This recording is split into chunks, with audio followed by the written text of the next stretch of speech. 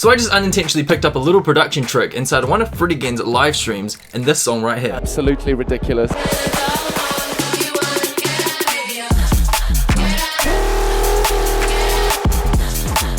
So, did you notice it? Well, the song is just an unreleased remix, so I pulled that into Ableton and then did the stem separation tool to see if I can help dissect this idea a little bit further. So here we are with the stems. And it's all centered around this little bit right here. If we had the drums continually going and playing at the normal pace here,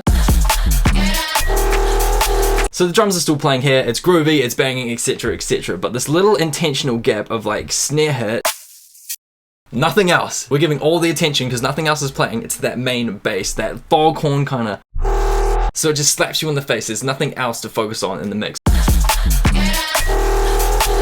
And then after the drum's brief hesitation, they're brought back in and the groove resumes. And then we get to that big funky element. That bit. But again.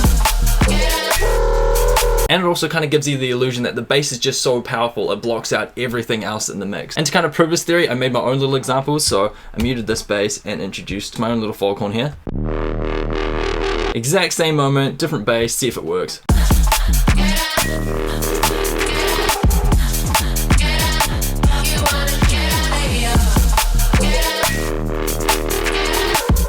Beautiful. But we can take that little pause moment of no drums, no nothing, to a different kind of drop and different placement.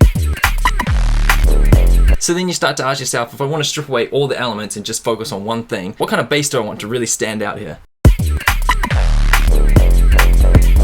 And then bring back in the drums and we're good to go. It's essentially like a fake out, you know, you strip away all the drums, just have the bass there and the audience is like, when are the drums coming in?